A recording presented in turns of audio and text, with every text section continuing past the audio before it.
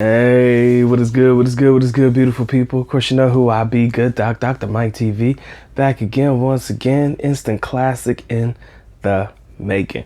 First time to the channel, guys. Make sure you get the like, subscribe, notify, do all the good things to make yourself well versed in the Good Doc's content. All of my extracurricular activities outside of the tube, ebooks, all of the good stuff listed in the links in the description area below. There are three types of foreigners you are likely to come across when moving abroad or thinking about moving abroad. They're going to be referred to in this video as your pushes, your prostitutes, and your pimps. All right, one more time. Pushes, prostitutes, pimps. Now, in this particular video, I do not wish to mince words, so we're just going to go ahead and rip this one off like a band-aid. So the first type of foreigner that you are likely to come across is the pusher.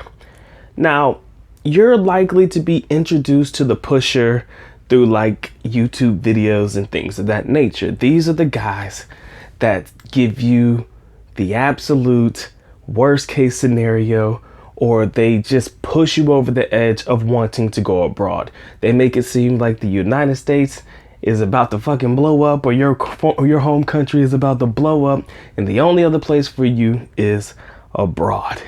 I mean, they will tell you everything that you need to hear in order for you to never look back. But what I've noticed about the pushers, or the ones that seem to push you abroad, sometimes they're very limited in their scope in reference to the reasons why you need to leave, right? They'll tell you everything you need to know in order to leave, or why you need to leave. But they don't tell you exactly what you're likely to sacrifice as a result of moving abroad. I mean, that's why I say the scope is very limited. It's always about the positives of getting out. And I'm not talking just about what's going on in the world today. I mean, you've had these guys in the past telling you, yo, the US declining, your country's declining.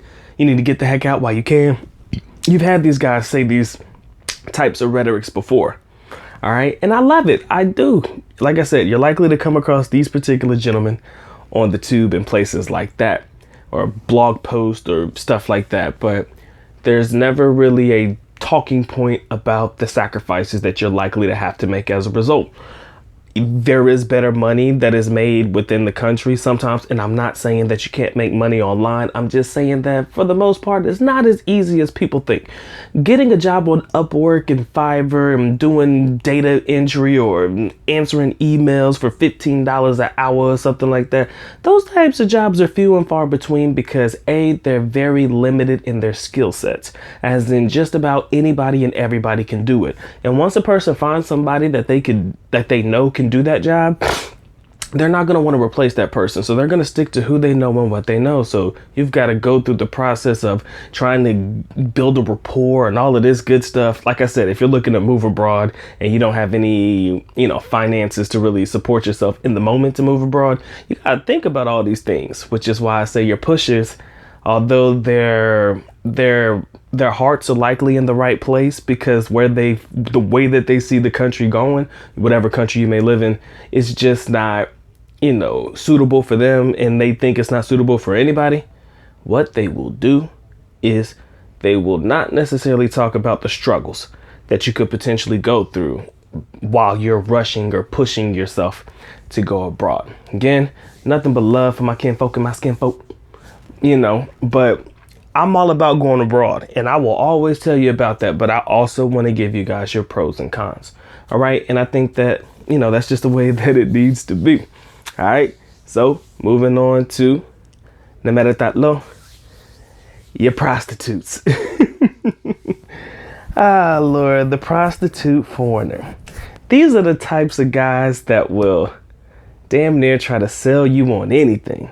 They will definitely try to do anything for money. The prostitutes, You know what? I'm not gonna say that I fit within that realm, but I think that I kind of sort of laughing at myself from the outside looking in and being extremely objective. I kind of look at myself like, yeah, Doc, you do be prostituting the shit out yourself, but no cap. You know, I got ebooks, man. I got Patreon for days. I sell shirts.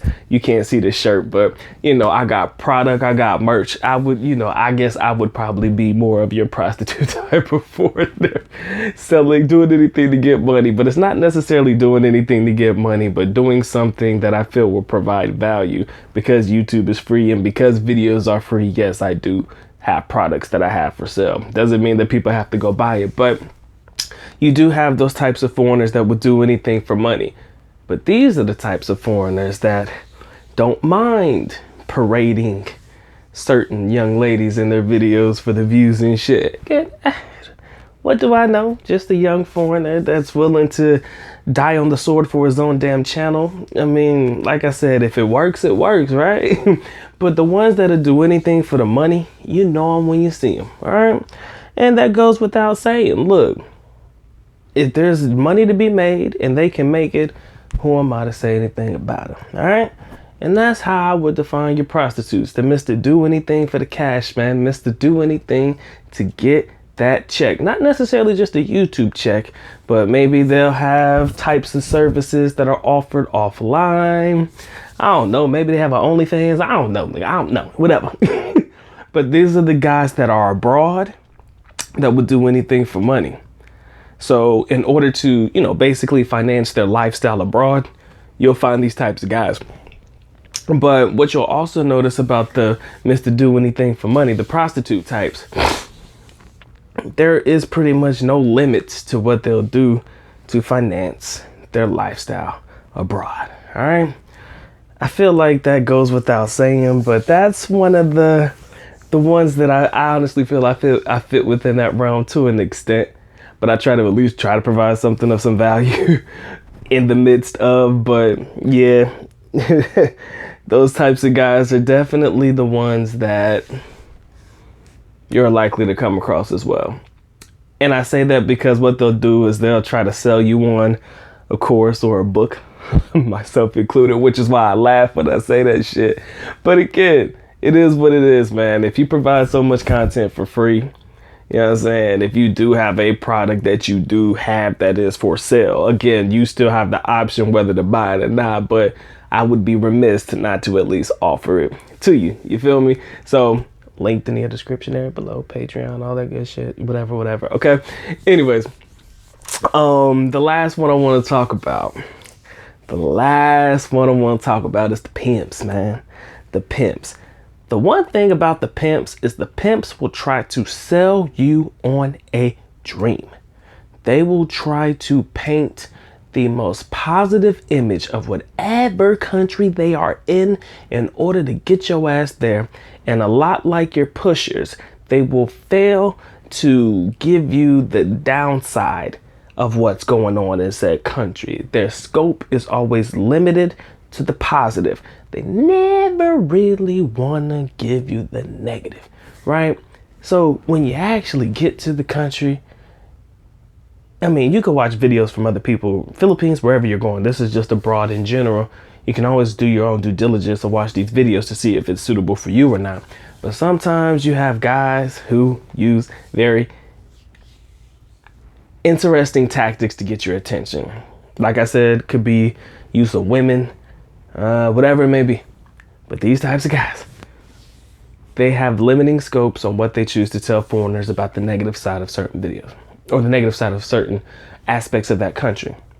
Like I said, it could be the funds you can earn. It could be maybe the food isn't what you thought it would be. It could be the fact that you could miss, you know, your own home cooking or your own home foods or foods from your own home country or whatever it may be, because they don't have that as an option in country, you know? So like I tell everybody, your pushers, your prostitutes, your pimps,